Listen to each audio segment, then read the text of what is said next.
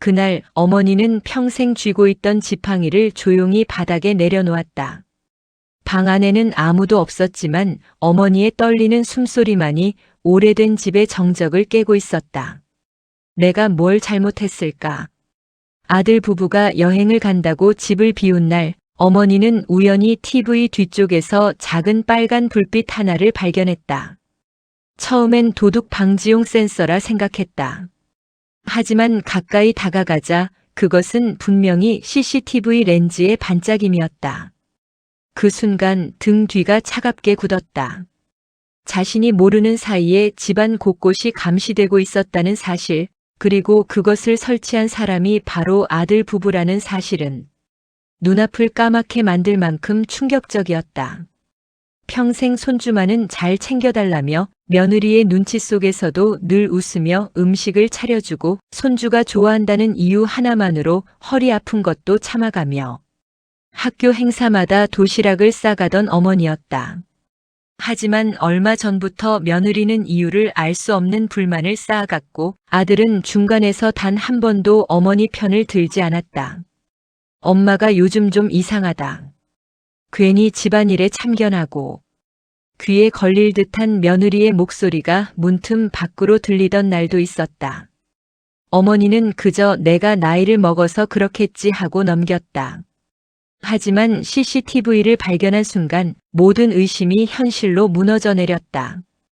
불길한 마음을 안고 CCTV 저장 장치를 열어본 어머니. 손이 떨려 재생 버튼을 제대로 누르지 못할 정도였다. 그리고 화면 속에서 며느리의 목소리가 날카롭게 들렸다. 보세요, 어머니는 분명 치매 초기라니까요. 그래도 손주는 잘 챙겨야죠. 유산도 뭐 자연스럽게 우리 쪽으로 와야 하지 않겠어요? 아들의 속삭임이 뒤이어 들렸다. 엄마는 모를 거야. 지금도 우리 말만 믿고 사시잖아. 그 말을 듣는 순간 어머니는 숨이 멎는 듯 가슴이 무너졌다. 평생 가족에게 의지받고 싶다는 마음 하나로 살아온 세월이 그 짧은 대화 몇 마디로 부정당하는 기분이었다. 하지만 그 CCTV 속에는 어머니가 예상조차 못했던 장면이 더 있었다. 손주가 조용히 혼잣말을 하는 장면. 할머니가 없어지면 아빠 엄마가 좋아할까? 초등학생인 그 아이의 작은 얼굴에는 어른들이 심어준 왜곡된 감정이 엉켜 있었다. 어머니는 그 순간 알았다. 이 집에서 가장 위험한 사람은 며느리도 아들도 아닌 가장 사랑해온 손주일지도 모른다는 걸. 그리고 바로 그날 어머니는 결심했다. 그래. 이제는 나를 위한 마지막 선택을 해야겠구나. 어머니는 조용히 손에서 지팡이를 내려놓고 한평생 묶어두었던 마음의 끈을 풀기 시작했다. 그리고 그 결심은 30년 동안 감춰져 있던 진실을 끌어올리는 시작이 된다. 새벽 5시. 어둠이 채 거치지 않은 마당에는 찬 기운이 서려 있었고 마당 끝 장독대의 항아리들은 새벽 안개를 뒤집어 쓴 채 묵묵히 자리를 지키고 있었다. 그 시간 작은 부엌에서는 전기밥솥 소리만이 조용히 울려 퍼졌다. 애들 아침은 챙겨야지. 72의 정부님 할머니는 손목이 불편한데도 찬찬히 반찬을 꺼내 식탁 위에 올렸다. 며느리 민정은 늘 말하곤 했다. 어머니, 그냥 애들은 급식 먹어요. 굳이 이렇게까지 안 하셔도 돼요. 하지만 부님은 그 말이 싫었다. 없어도 아파도 힘들어도 손주 둘만큼은 제대로 먹이고 제대로 키우고 싶었다. 남편이 일찍 세상을 떠난 뒤 아들 하나 바라보고 평생을 일해 키워낸 삶이었다. 그러다 보니 손주는 부님에게 삶의 이유였다. 그런데 손주들을 사랑할수록 며느리는 점점 차가워지고 있었다. 큰아들 도윤은 결혼 전까지 누구보다 효자였다. 사업에 실패했을 때도 엄마만 있으면 다시 시작할 수 있다며 늘 부님을 의지했다. 그러나 결혼 후 아들은 서서히 다른 사람이 되어갔다. 예전엔 주말마다 찾아와 엄마 밥 먹고 싶다며 웃던 아들이 이젠 온갖 핑계를 대며 찾아오는 횟수를 줄였고 전화는 더 짧아졌으며 어느 순간부터는 아버지 제사도 바쁘다며 빠지기 일수가 되었다. 그리고 그 변화의 중심엔 며느리 민정이 있었다. 민정은 깔끔하고 단정한 사람이었지만 시어머니를 대할 때만큼은 도무지 마음을 열지 않았다. 예의는 지키지만 딱 그만큼 정 하나는 보이지 않았다. 할머니, 저 학교 갔다 올게요. 초등학교 4학년인 손주 지후가 부님의 볼에 입을 맞추고 뛰어나갔다. 그 모습에 부님의 표정은 한순간 환하게 밝아졌다. 그래, 우리 지후 오늘도 힘내고. 둘째 손녀 세은도 작은 책가방을 메고 뒤따라 나갔다. 세은은 유독 할머니와 더 친했다. 누구보다 애정 표현이 많고 조그만 손으로 할머니의 손등을 쓰다듬곤 했다. 할머니, 오늘도 아프면 안 돼요. 약 꼭 드세요. 이 말 한마디면 부님은 하루 종일 아픈 줄 모르고 살았다. 그만큼 손주들은 부님의 마지막 희망이었다. 아침 식탁에서 민정은 늘 똑같았다. 어머니, 된장찌개는 조금 싱거워요. 아버님은 짜게 드셨다지만 저는 별로 안 맞아서요. 마치 흠을 잡듯 말하는 어투. 아들 도유는 민정의 눈치를 보며 엄마, 민정 입맛이 좀 까다로워서 그래. 이해해줘. 라고 얼버무리곤 했다. 그러나 부님은 아무 말도 하지 않았다. 그저 고개를 끄덕이며 다시 부엌으로 향할 뿐이었다. 며느리는 손주들 앞에서는 싹 달랐다. 지후야, 어제 말한 태블릿 사줄게.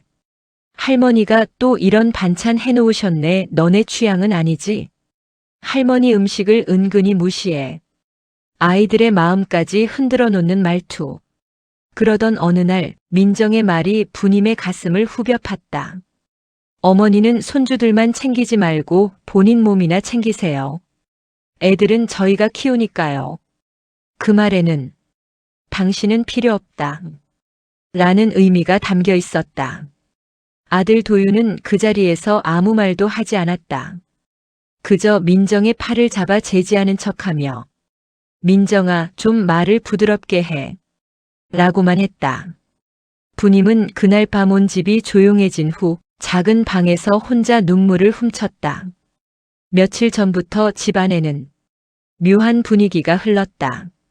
아들 부부가 늦은 밤 작은 방에서 속삭이듯 말다툼을 하는 소리가 들리기도 했고 며느리가 부님을 볼 때 평소보다 더 차가운 시선으로 바라보는 느낌도 있었다. 그러던 어느 날 부님은 이상한 장면을 목격했다.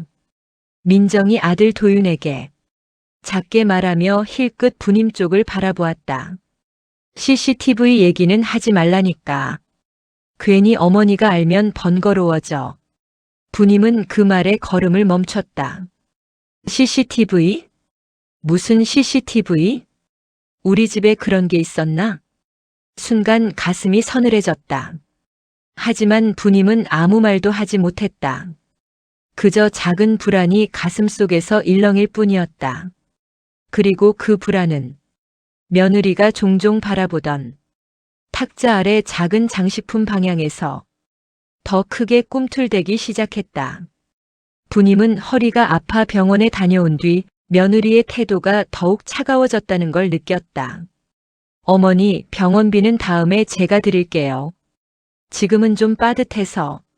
하지만 SNS에서는 며느리가 새로 산 명품 가방 사진이 올라와 있었다. 가격은 분명 부님의 병원비보다 몇 배 비쌌다. 아들 도유는 그걸 알고도 아무 말도 하지 않았다.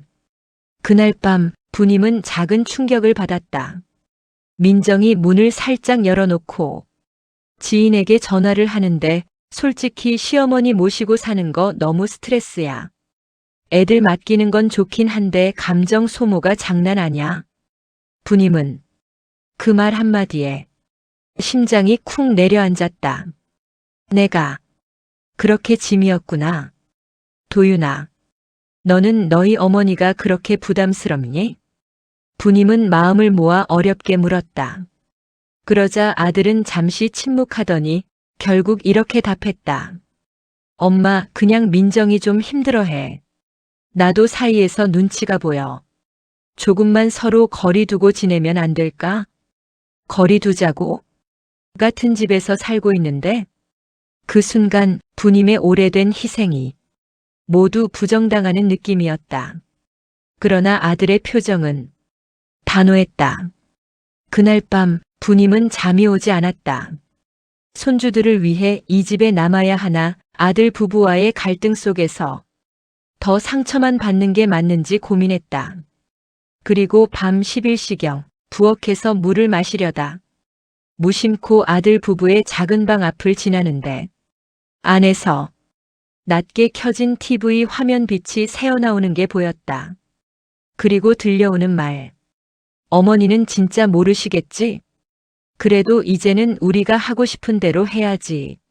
민정의 목소리였다. 부님의 가슴은 서서히 무너져 내렸다.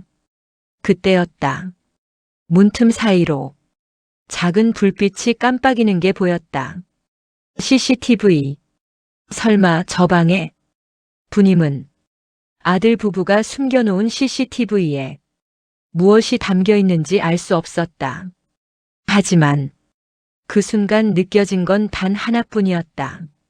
아들 부부는 나를 집안의 감시 대상으로 보고 있었다. 부님의 마음속에는 말할 수 없는 상처가 피어올랐다. 그리고 그 상처는 다음 날 그녀가 우연히 보게 될 CCTV 영상에서 폭발하게 된다. 며느리와 아들이 문을 닫고 나가던 그날 집안엔 먹먹한 정막만이 남아 있었다. 그나마 손주 민재가 떠나기 전 할머니의 팔을 잡으며 할머니 금방 올게요 하고 말해준 그 한마디가 노년의 마음을 겨우 붙들어 매주었다. 하지만 여행을 떠난 지 이틀째 되는 날부터 민재는 더 이상 전화에 나오지 않았다. 아이고 여행이 바쁘겠지. 요즘 애들은 다 그렇지 뭐. 어머니는 스스로를 달래며 빈 부엌에 앉아 식은 미역국을 천천히 떠먹었다. 며느리가 여행 가기 전 남기고 간 말이 자꾸만 떠올랐다. 어머니, 우리 이제 좀 편하게 살고 싶어요. 애도 그렇고요. 솔직히 말씀드리면 어머니 너무 부담이에요. 그 말에 부담이라는 단어가 마음에 비수처럼 꽂혀 어머니는 젓가락을 든 손을 떨며 조용히 내려놓았다. 여행 첫날에 한 번 연락 온 것을 마지막으로 아들 부부는 어머니에게 어떠한 연락도 하지 않았다. 그저 SNS에는 즐겁게 웃는 셀카 사진이 올라왔다. 어머니만 볼 수 없는 계정에 올렸다고 생각했지만 그 계정은 손주 민재가 할머니를 위해 만들어준 계정과 연동돼 있었다. 어머니는 핸드폰을 열었다가 며느리와 아들이 저 멀리 바닷가에서 활짝 웃는 사진을 보고 그냥 조용히 화면을 꺼버렸다. 그래, 잘 다녀오면 되지. 하지만 그 뒤로 숨을 쉬는 것도 괴로울 만큼 가슴이 조여왔다. 여행 떠나기 전 며느리는 냉장고 문을 닫으며 말했다. 어머니, 저희 없는 동안 음식을 너무 많이 드시면 안 돼요. 지난번에도 제 반찬 제가 먹을 것도 없었잖아요. 하지만 어머니가 먹은 건 계란 2개와 김치 몇 조각뿐이었다.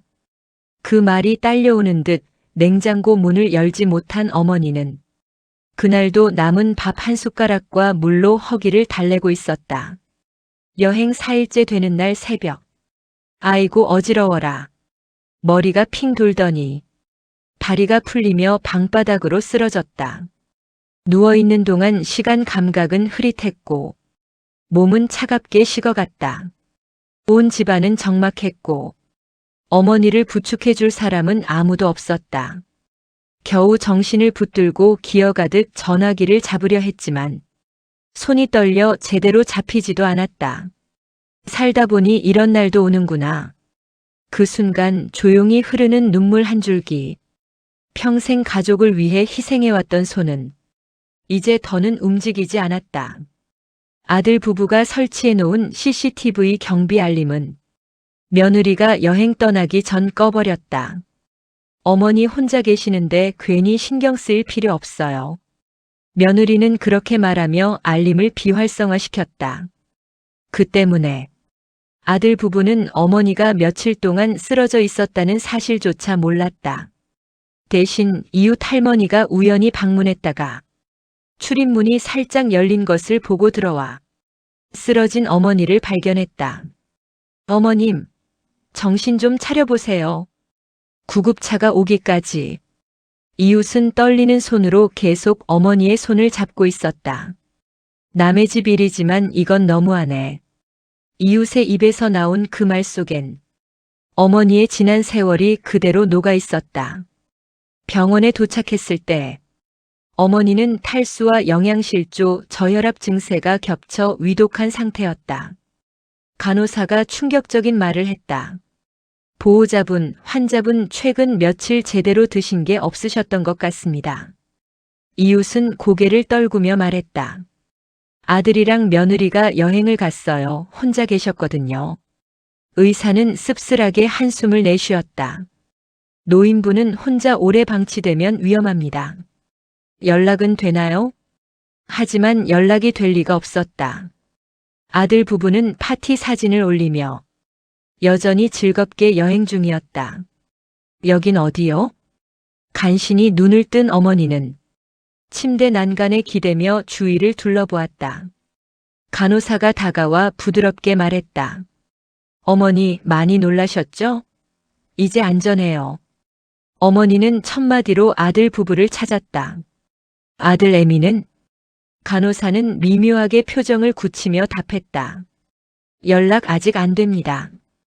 그 말을 듣는 순간 어머니의 눈동자 속에서 작게 무너지는 빛이 보였다.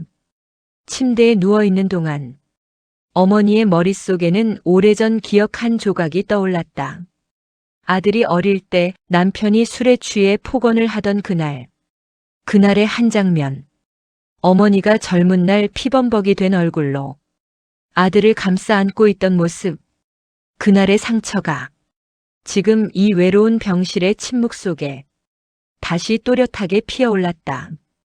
내가 그때 그 아이를 지키려고 얼마나 어머니의 가슴에서 묵은 서름이 서서히 터지려 했다. 하지만 진짜 충격과 진실은 이제 시작일 뿐이었다. 어머니의 과거를 알고 있던 간호사의 한마디 그리고 손주와의 관계에 얽힌 숨겨진 진실이 드디어 드러나기 시작한다. 할머니 정부녀는 여전히 의식은 돌아왔지만 목소리가 약했고 손끝이 가늘게 떨렸다. 병실 창밖으로는 겨울 해가 바닥을 스치듯 내려앉아 있었지만 그 따스함이 방 안까지는 닿지 않았다.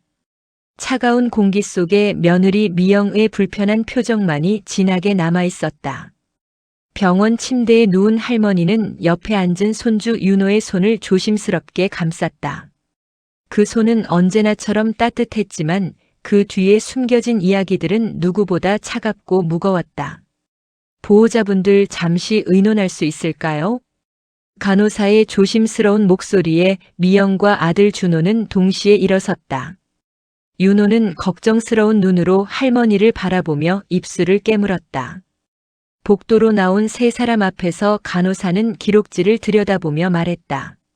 환자분이 혼자 사신 게 맞나요? 미영은 짜증스럽게 팔짱을 낀 채 고개를 끄덕였다. 네. 혼자 지내셨어요. 저희가 자주 찾아뵈려고 했는데 워낙 본인이 괜찮다고 해서요. 간호사는 잠시 미묘한 표정을 지었다. 그런데 이상하네요. 환자분 혼자 사셨다면 이렇게까지 된 걸 왜 아무도 모르셨죠? 무슨 뜻이죠? 준호가 물었다.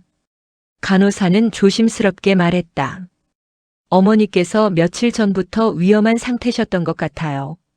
그리고 어머니가 쓰러지기 전에 누군가를 계속 기다리고 있었던 흔적이 있어요. 어머니가 남긴 메모도 있고요.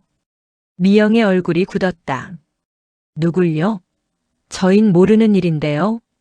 간호사는 잠시 망설이다가 메모 한 장을 건넸다. 윤호는 오늘도 안 오는구나. 그래도 기다려야지. 혹시 또 며느리 눈치 보면서 못 오는 건 아니겠지. 준호의 표정이 흔들렸다. 미영은 바로 반박했다. 아니에요. 윤호는 잘 지냈어요. 어머니가 과민하게 적어둔 거겠죠. 간호사는 단호하게 말했다. 아이를 너무 좋아하셔서 어머니께서 손주를 보려고 며칠을 식사도 제대로 못하셨던 것 같습니다. 체력 저하도 그 원인이고요. 준호는 갑자기 아무 말도 하지 못했다. 미영의 얼굴만 점점 굳어갈 뿐이었다. 병실 문을 열고 들어가자 윤호는 할머니 이마에 손을 올리고 있었다. 할머니 아프지 마요. 나 때문에 그런 거 아니죠? 할머니는 힘겹게 웃었다. 아니다, 우리 윤호 탓이냐, 늘 보고 싶었지. 미영이 그 말을 듣자 찔린 듯한 눈빛을 보였다. 준호도 어딘가 불편한 듯 한숨을 내쉬었다. 할머니는 조심스럽게 말을 이어갔다. 미영아, 내가 애를 너무 찾았던 건 내가 싫어서가 아니야. 그냥 윤호가 나를 닮아서 더 그리웠던 거지. 그 말에 미영이 표정을 바꾸며 말했다. 어머니, 솔직히 말할게요. 저는 윤호가 어머니 집에 너무 자주 가는 거 불편했어요. 집안 분위기도 흐트러지고 솔직히 교육에도 안 좋아 보였고 병실의 공기가 얼어붙었다.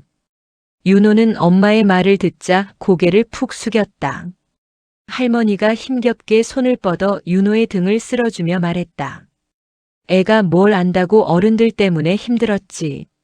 그 순간 윤호가 울컥하며 고백했다. 할머니, 사실은 내가 할머니 집에 안 간 게 엄마가 가지 말라고 해서. 병실이 조용해졌다. 미영은 순간 당황했지만 금세 표정을 관리했다. 그건 내 할머니 몸이 안 좋으셨으니까. 그러나 윤호는 울음을 터뜨리며 말을 끊었다. 근데 엄마는 늘 그랬잖아. 할머니한테 너무 기대지 말라고, 우리 집에서 멀어지라고. 준호의 시선이 싸늘해졌다. 미영은 얼어붙었고 할머니의 눈은 천천히 젖어들고 있었다. 그때 간호사가 다시 병실로 들어왔다. 아, 말씀 못 드린 게 하나 더 있어요. 혹시 가족분들 중에 어머니께 지난달에 크게 상처 주신 분 있나요? 네. 준호가 되물었다. 미영은 본능적으로 눈을 피했다. 간호사는 말했다. 어머니 팔에 오래된 멍자국과 긁힌 상처들이 있어서요. 그리고 의식이 돌아오시면서 계속 미안하다고 반복하시더라고요. 누군가에게 상처받았다고 생각하신 것 같아요. 할머니는 그 말을 듣고 고개를 천천히 저었다. 아니다, 그건 내가 넘어진 거다. 하지만 간호사는 할머니를 잠시 바라보다 조용히 말했다. 환자분이 쓰러졌던 자리에 CCTV가 설치돼 있었어요. 미영의 몸이 굳었다. 준호가 미영을 바라보며 물었다. CCTV? 집에 설치해뒀다며? 왜 말 안 했어? 미영은 떨리는 목소리로 대답했다. 그건 그냥 보안 때문에. 간호사는 기록지를 덮으며 말을 마쳤다. 보안용 CCTV라면 이상하네요. 그 위치는 냉장고 앞이더라고요. 마치 누군가의 행동을 감시하기 위한 자리처럼 보였어요. 준호는 완전히 미영을 향해 돌아섰다. 당신 어머니 감시하려고 CCTV를 설치한 거야? 미영은 한 발 뒤로 물러났다. 아니야, 그게 아니라 그러니까. 할머니가 부드럽게 중얼거렸다. 그래, 그날 그걸 봤구나. 준호가 놀라서 할머니를 바라보았다. 어머니, 뭘 보셨다는 거예요? 할머니는 천천히 눈을 감았다.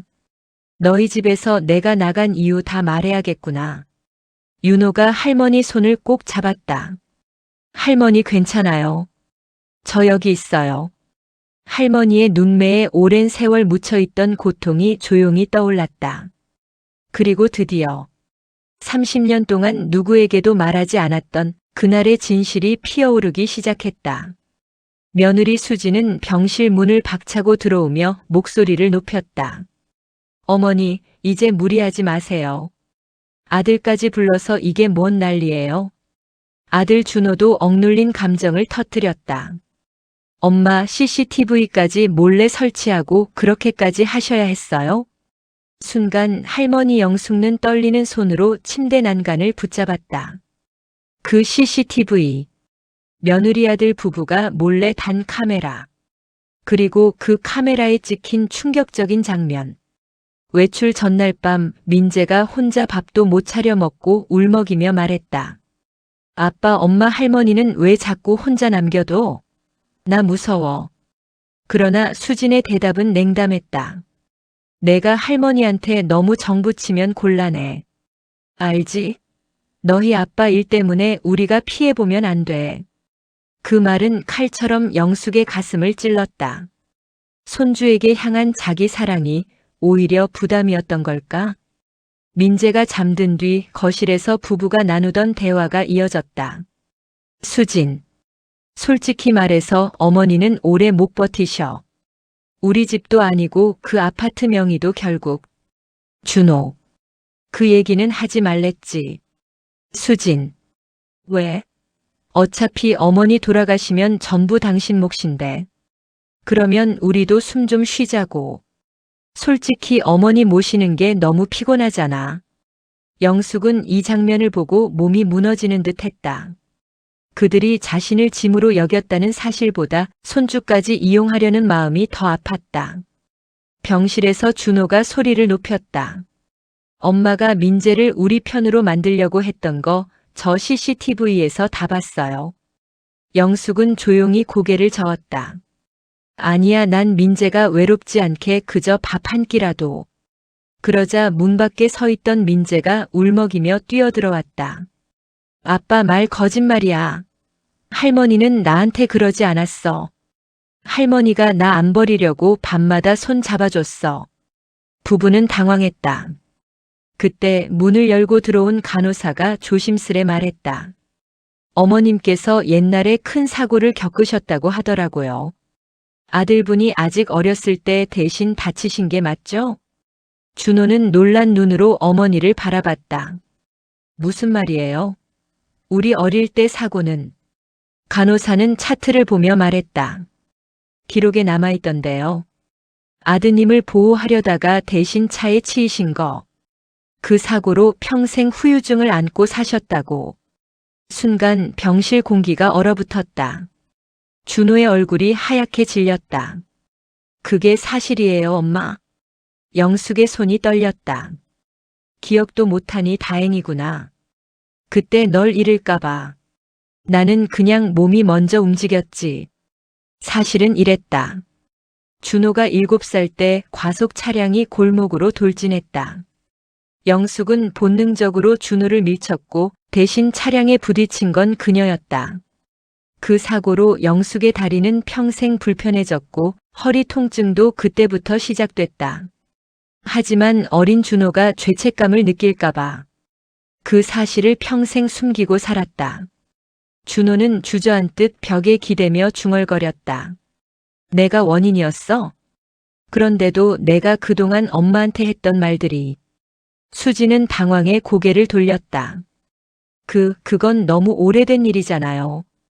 지금 와서 뭐가 달라지는데요? 민재가 울먹이며 엄마를 째려봤다. 엄마, 할머니 나쁜 사람 아니라니까. 왜 자꾸 거짓말해? 평생 참고 살던 영숙이 처음으로 목소리를 높였다. 수진아, 우리 민재 앞에서 거짓말하지 마라. 목소리는 떨렸지만 단단했다. 나는 너희한테 기대지도 않았고 재산 바라지도 않았다. 그저 가족끼리 서로 챙기고 민재가 사랑받으며 크길 바랐을 뿐이다. 수지는 입술을 깨물며 시선을 피했다. 그 순간 민재가 조용히 말했다. 근데 아빠, 그 말 왜 했어? 할머니 돌아가시면 아파트 우리 거라고. 수지는 민재의 말에 숨이 턱 막혔고 준호는 얼굴이 점점 일그러졌다. 민재야, 너 그걸 언제 들었어? 민재는 고개를 떨궜다. 그날 CCTV 설치하던 날. 아빠, 엄마가 말하는 거 들었어. 영숙은 숨이 막혔다. 자신을 바라보는 손주의 눈이 너무 아팠다. 준호는 결국 무너지듯 어머니의 침대 옆에 무릎을 꿇었다. 엄마, 정말 미안해요. 내가 너무 몰랐어요. 하지만 영숙은 미소만 지었다. 늦지 않았다. 사람은 깨달았을 때부터 달라질 수 있으니까. 그 말로 깊은 감정의 여운을 남기며 할머니가 병원에서 퇴원한 지 사흘 뒤 집안은 유난히 조용했다. 며느리는 눈치를 살피듯 말도 없이 움직였고 아들은 무거운 표정으로 어머니를 피해 다녔다. 하지만 이날만큼은 모두가 마주 앉아야 했다. 왜냐하면 CCTV에 찍힌 장면이 드디어 가족 앞에 공개되는 날이었기 때문이다. 손주 준호는 거실에서 불안한 듯 손을 꼼지락거리고 있었다. 할머니가 다가가 손을 잡자 준호는 금세 울먹였다. 할머니, 그날 내가 말 못했던 거 미안해. 할머니는 조용히 고개를 흔들었다. 괜찮다. 너는 아직 어리다. 모든 어른들이 해결해야지. 그러나 준호는 손을 꼭 쥐며 말했다. 아빠가 엄마가 할머니가 넘어지신 거 보고도 그냥 여행 가자고 했어. 며느리 얼굴이 순식간에 굳었다. 뭐 하는 소리야, 준호야. 거짓말 하지 마. 그날 할머니 쓰러졌는데도 그냥 가버렸잖아. 아빠는 괜히 귀찮은 일 만들지 말자고 했단 말이야.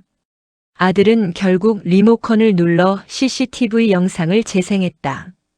화면 속에는 할머니가 부엌에서 허리를 짚으며 힘겹게 의자에 앉는 모습이 보였다. 잠시 뒤 어지럼증을 호소하며 몸이 기울더니 그대로 바닥에 쓰러졌다. 그때 마침 들어온 며느리의 목소리가 들렸다. 아, 또 저러시네. 병원 가자고 하면 또 난리 나실 텐데. 여보, 그냥 출발하자. 우리 늦어. 아들은 짜증 섞인 목소리로 말했다. 그러니까 그냥 모른 척 하자니까. 일찍 갔다 와서 보면 되잖아. 괜히 엄마 일에 휘말리면 또 스트레스만 쌓여. 그리고 둘은 쓰러져 있는 할머니를 그대로 두고 현관문을 닫고 떠났다. 영상은 그 냉정한 장면을 그대로 보여주고 있었다. 집안 공기가 얼어붙은 듯 무거워졌다. 며느리는 눈을 질끈 감았고 아들은 입술을 깨물었다. 침묵을 깨며 할머니가 입을 열었다. 그래, 이제 말해야겠구나. 너희가 그렇게 나를 귀찮아하는 이유 사실 다 알고 있었다. 아들 눈이 흔들렸다. 어머니, 그게 아니라 30년 전이다. 내가 10살이었을 때 내 아버지가 집을 나갔던 날. 순간 아들의 표정이 굳었다. 그 사건은 가족이 금기처럼 묻어두던 과거였다.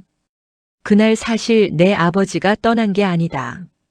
너를 지키려고 나 대신 누명을 썼다. 며느리와 손주는 놀라 눈을 크게 떴다. 누명을요? 할머니는 조용히 고개를 끄덕였다. 그날 밤 너를 집에 데려다 주던 중에 사고가 났다.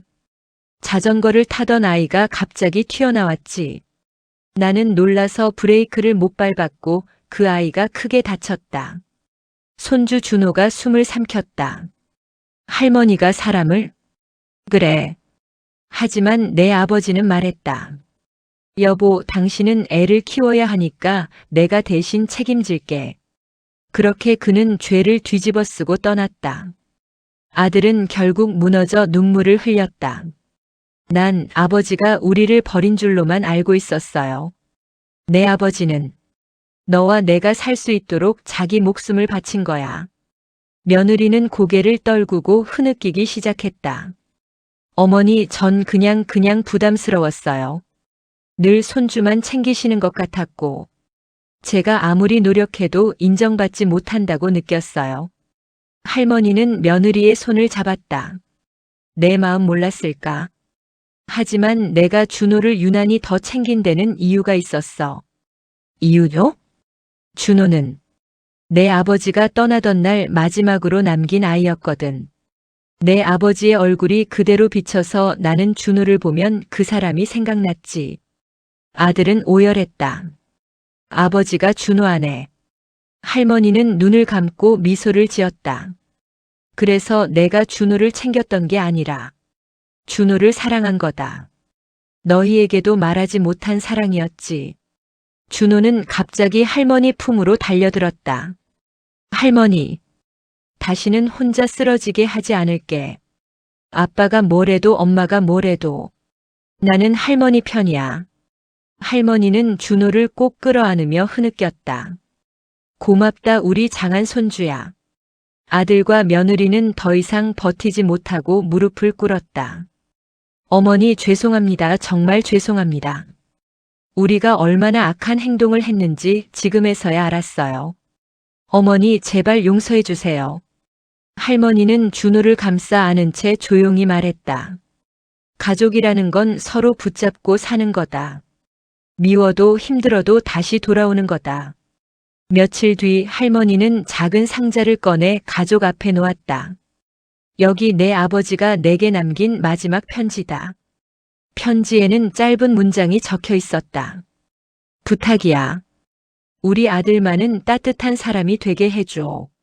아들은 그 문장을 읽으며 무너져 울었다. 며느리는 그의 어깨를 붙잡았고 준호는 할머니의 손을 꼭 잡았다. 할머니는 마지막으로 이렇게 말했다. 이제 나는 모든 걸 내려놓는다. 미움도 억울함도 괴로움도. 남은 건 사랑뿐이다. 거실 가득 따뜻한 울음이 번졌다. 가족은 처음으로 서로의 손을 잡고 울었다. 그리고 오래된 상처들은 그 울음 속에서 서서히 녹아내렸다. 감동 엔딩 메시지. 가족은 멀어지는 것이 아니라 다시 돌아오기 위해 한 번 흔들리는 것뿐이다.